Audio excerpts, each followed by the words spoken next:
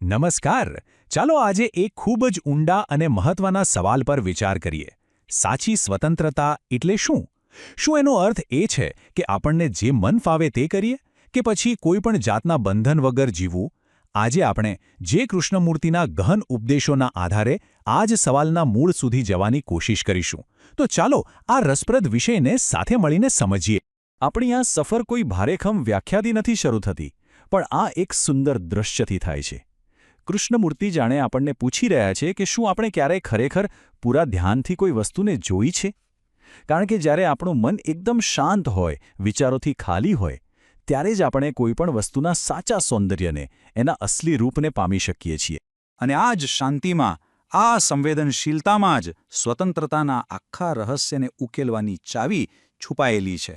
ચાલો જોઈએ કેવી રીતે. જરા વિચારો, જો આપણું મન આવતીકાલની ચિંતામાં કે પછી ગઈકાલના અફસોસમાં ડૂબેલું હોય, તો શું આપણે અત્યારની આ ક્ષણની સુંદરતાને માણી શકીએ? ના, બિલકુલ નહીં.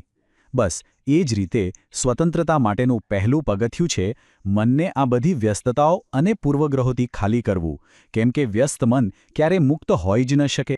સારું, તો હવે ઊંડાણમાં ઉતરતા પહેલાં સ્વતંત્રતા વિશેના કેટલાક સામાન્ય ખ્યાલોને તપાસવા જરૂરી છે. એવા ખ્યાલો જે કદાચ આપણને સાચા અર્થથી દૂર લઈ જાય છે.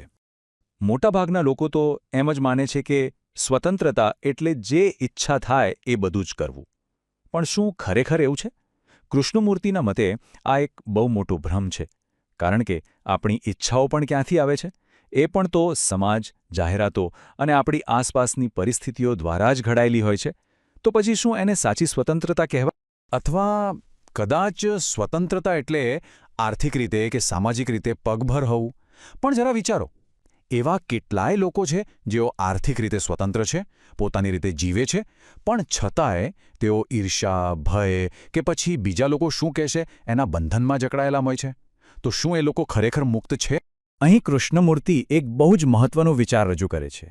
એ કહે છે કે સાચી સ્વતંત્રતા માટે બુદ્ધિમત્તા જોઈએ.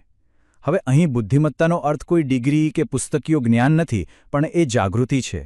એ સમજ છે જેનાથી આપણે એ અદૃશ્ય પ્રભાવોને જોઈ શકીએ જે આપણને સતત આકાર આપી રહ્યા છે. અને આ રહ્યા એ પ્રભાવો. આપણો સમાજ શું કહેશે, આપણા માતા પિતાની અપેક્ષાઓ, આપણો ધર્મ, આપણી પરંપરાઓ, આ બધું મળીને જાણે એક અદૃશ્ય જેલની દિવાલો બનાવી દે છે. સાચી બુદ્ધિમત્તા એટલે આ દિવાલોને ઓળખવી અને એનાથી માનસિક રીતે મુક્ત થવું. તો સવાલ એ છે કે આપણે આ બધા પ્રભાવોને આટલી સરળતાથી સ્વીકારી કેમ લઈએ છીએ? કારણ કે અંદર ક્યાંક ઊંડે આપણે ડરીએ છીએ. એકલા પડી જવાનો ડર, નિષ્ફળ થવાનો ડર, અસુરક્ષિત હોવાનો ડર. અને જ્યાં સુધી ભય છે ત્યાં સુધી સાચી સ્વતંત્રતા શક્ય જ નથી. સ્વતંત્રતા તો નિર્ભયતાની સ્થિતિ છે.